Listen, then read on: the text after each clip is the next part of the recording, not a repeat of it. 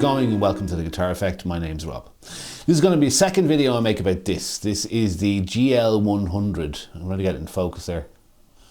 There we go. GL100 looper from Mooer, right? I've made another video about this, which I'm not going to put in a link now because it'll be more useful later. But this is the second video, and I'm making it specifically about using this looper pedal to play backing tracks, okay? Because a while ago when I made the video about this pedal, I mentioned that I was going to make this video, and actually got a lot of comments on the comment section of the video asking me for this piece of content. So how to use the GL100 to play backing tracks. I've done this before with the Boss RC5 looper, and I'll stick that video up there, okay? Would it be up there? One side, I can never remember, it's that side, I'll stick the card up there, okay?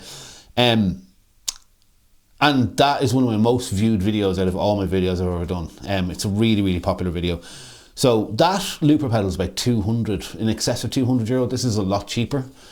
But the RC5, I don't think necessarily they intended it for that purpose, but because it has MIDI in, and because it has an alphanumeric display, it performs that function pretty, without any fault at all. This does a really good job. Not as good as the RC5, but not half as good considering it's half the price. That's one really important thing. So the first video I made about this showed how I use it as a looper, or how to use it as a looper rather, right? And it does that really well. In fact, it's a pretty good, if you're on the go, sort of songwriting tool, because it has a drum machine. You can layer up different parts, and then you can use these switches to cycle through like a verse and a chorus to kind of get a demo of a song together. So it's a really good tool like that. And the other video, which I'll stick up here now, goes through all that. What I'm demonstrating this for is, I think this is about 100, 120 or something like that. It's brand new as well. It's got a touch screen, which is really, really useful. It's got some great functionality and stuff as a looper, but it also, because it has 2 inputs and 2 outputs, can do backing tracks, and also because it has a software editor, right? So with the software editor, you plug this in and you get like a library where you can load up backing tracks, or load up whatever you want, any files you want. In the audio section demo, I go into how to do that. So you have to bake your click into the left channel of your backing track, like in a stereo mix, and all your backing track onto the right side, or vice versa, whichever you want. And then this has 2 outputs that you can use to send, one to send the click wherever you want, and one to send the backing track wherever you want. And that's why this works, right? So the reason that I would choose this over this, my phone, which is what we used before I got my dedicated backing track player, which is a unit called the Idoru P1. Totally different thing to this, way more expensive, purpose designed for it, not a competitor to this, because it's important to mention, right? This isn't designed to be a backing track player, it's designed to be a looper. So judging its performance on its ability to play backing tracks is purely as a hack. It's like, there's things about this, like the lack of a alphanumeric display that you can edit, where you can't put song names in, which makes it a little bit more difficult. It doesn't have MIDI in or out. It's just something that you can load backing tracks and play backing tracks and a click from well, right? By chance. But it can do it, and it can do it well. So the reason that I don't use a phone, when you use a phone to play backing tracks, and there's some apps you can get for both Android and iPhone that play backing tracks really, really well. There's one called Show One, which has the click built into the app. So you can put it in, put your backing track in without any click on it, set the tempo of the track, and it plays a click. And we've used this for 3 years, I think. It works brilliantly. But when you use a phone, you have to use a phone connection. Or maybe on an Android, you might be able to use I don't use Android, never have, I don't know whether it's to do a mini jack to put out to headphones. It's just a not reliable connection. Using splitter cables out of a lightning output on a phone in a live situation has failed us, I'd say 3 times in about 50 gigs that we've played. It's not reliable. This has 2 jack outputs that you can plug 2 patch cables into, put those 2 patch cables into a DI box or 2 DI boxes and send them wherever you want. Completely reliable, it won't fail. This, while technologically brilliant, Doesn't matter how much money you spend on that lightning connector that splits out into left and right, it will fail. We've tried loads of them, they all fail at some point. So this won't do that. And that's why this was going to be my backup for the Idora unit that I used to play backing tracks. So that's why I'm making this video, because people requested it, and also because it does an admirable job of this. So let's get into the demo of how that all happens now.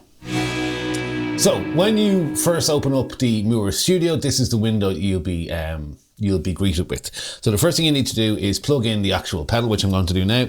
So you just get the USB cable and you plug it into the back of the pedal. And once you've done that and plugged it into your computer, obviously you hit the disconnected button. You'll see the GL100 pop up as what you want to connect to the studio. You connect it. It takes a second to connect, and then you're greeted with you've actually got three windows. You've got export import, which is what I'm going to speak about. You've got device update, which will allow you to update the device. If you look here, when you plug it in, it tells you what firmware it has. So it's V1.3.4, which I already have, so I don't need to update it. And then there's a factory reset. I do not want to do that at this point. So once you've, in this window, you have loop memory 0 up to loop memory 99, okay? I have 6 samples loaded. I'll load in another one now just to show you what I'm going to do. But before I do that, I'm actually going to just show you how these loops are put together. Okay, so this downloads folder on my iCloud drive is where I have everything that I need for my backing tracks. And you can see there's a couple of different folders. This is Idora tracks, which is for the Idora P1. And then these are all those backing tracks there. Then there is all samples, which has all of my backing tracks for my songs, but without any click track. And then there's RC5. RC5 I created to use with the Boss RC5, which I don't use anymore.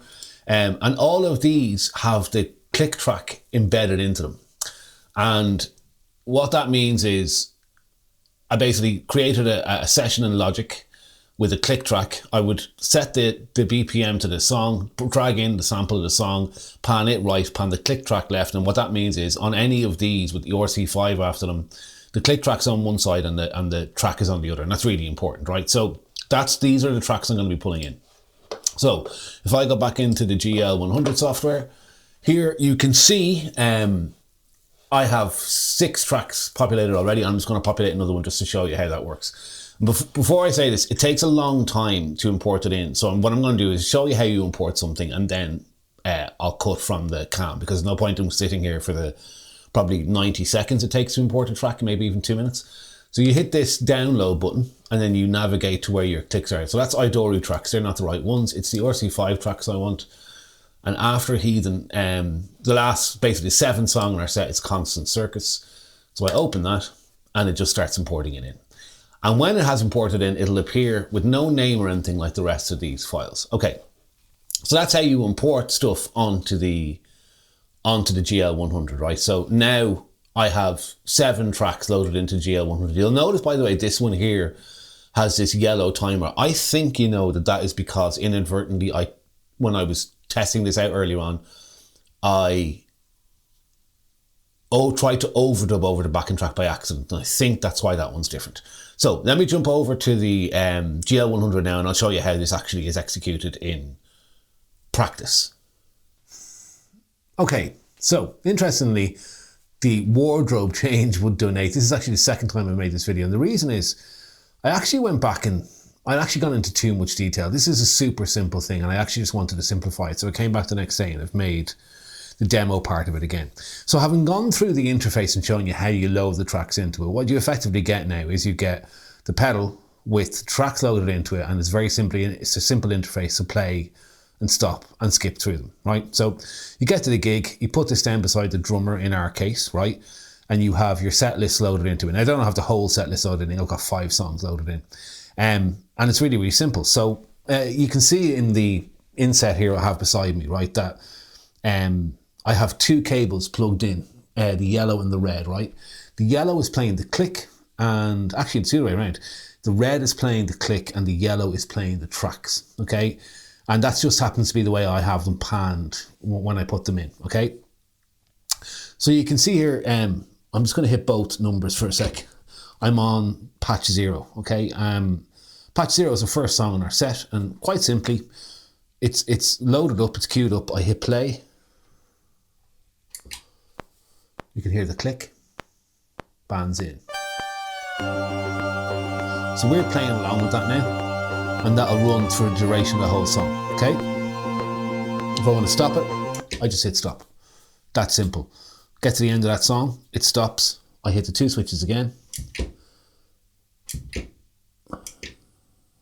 There we go. It's a bit pernickety that. I'll go up to number 1, wait for it to load. Same material, same principle again. It's really simple. The drummer waits until we're all ready. He hits the play switch, gets the click in his ear, gives us a cue. 1, 2, 3, 4, 5, 6, 7, 8. Tracks in. Really, really simple. And that one there's like a little guitar intro, which is why the click is a little bit longer. So that will play the right through. We'll play along with it. You hit stop. Goes on to the next track by hitting the 2 switches again, going up to 2, waiting for it to load. 2 is in, same principle again, he starts it. Now, with this particular track, the actual backing track doesn't come in until well into the song, so you won't actually hear it. I'm not going to leave it playing for long enough. That's kind of what it is, right? So you plug it in, you send the click to the drummer's ears, and you send the backing tracks to the PA. Let's go on to one more. So you hit the 2 switches again, you go up to number 3, wait for it to load. Same principle again, get to the next song. He hits play, he gets the click. Tracks are in. Right, okay, just to speak about a couple of things. So, if you are guaranteed to never waver from your set list, we have 14 songs, I think, in our set. Then this is absolutely fine, because you can just keep them in order, and your drummer can just cycle through them one after the other, or whoever's operating the track. So it might necessarily be your drummer, and you can just cycle through them. However, if you're not, and you might, for example, go, let's skip the next one, or let's take number 12 and put it in position 3. Once you start getting into anything like that without a readout, I should say, on the pedal itself, to tell you what the name of the current loop is, cycling through them becomes dodgy in terms of getting the right one, in my opinion. You could have a printout, a little laminated printout beside the pedal, but even that, like, getting into a situation where you're kind of scrolling through a small little printout of names beside songs and stuff, it'll work fine, but it's an extra layer of complexity that I think is dodgy to pursue, if I'm honest. So what we do is, I would use this as a backup rather than my main thing. So should our main backing track player go down, the point is, this is a looper pedal that can perform this function really, really well. So all you have to do is, as I showed you in the uploading the track section, make sure you have the click pan to one side and the tracks pans completely now, like not like this, completely 100% panned left and right, so that there's no click in the track side and there's no track in the click side. And that way, when you plug it in, when you upload the track onto the pedal, only the click will come out of one output, and only the tracks will come out of one output, and that'll allow you to route them where you need to route them. And that's it, right?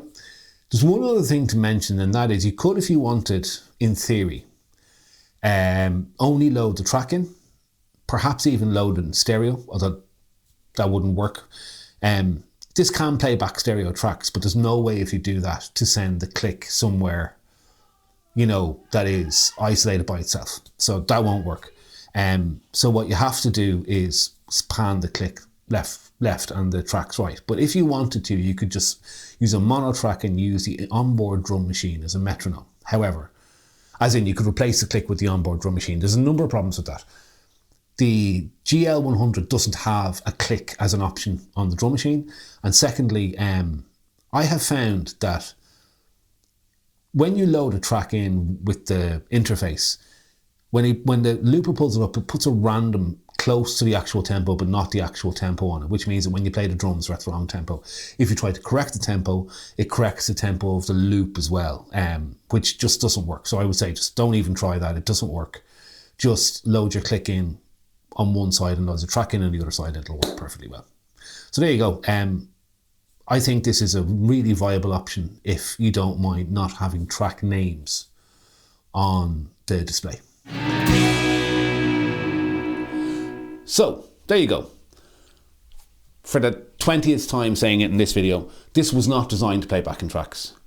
So you have to make a judgment on its capacity to do so with that in mind. It is a happy accident, I suppose. The interface allowing you to load stuff is the key thing about not having to like record backing tracks into this. The fact that it's got two buttons on the front that are stop and play and are easily identifiable and you can hit both of them and cycle through, really useful. The lack of an LCD display and a dedicated click drum track is something that could be maybe rectified. If those two things were rectified, this would be basically perfect at this job. So there you go. Hope that helped anybody who really wanted to see this video. This is a great looper, you know, and I think if you're looking for something that has a lot of capacity as a looper, check this out. It's really, really good, and it's unbelievably light. I think it's made of like reinforced plastic. It's really light, it's really affordable, and it can do this job as well as a job of a conventional looper really well. So thank you to Mooer for sending this out. They did send this out, by the way. I didn't say that at the beginning of the video. It's a sponsored, it's not a sponsored video. They gave me the pedal and allowed me to keep it, but they're not paying me for the 2 videos I've made about it now. 2 videos, not 2 videos. So yeah, thank you very much to Mooer for sending this out. I'm really enjoying it. So there you go. If you want to use this for backing tracks, you can, it'll work. So that's it. Any questions, throw them in the comment section down below, but I'll have to answer them. These videos do tend to have some questions. And if you've watched this far, obviously you've enjoyed the content, so please like and subscribe. It does a lot for the channel. And that's it, and I'll see you in another video again soon. Take it easy. Bye-bye.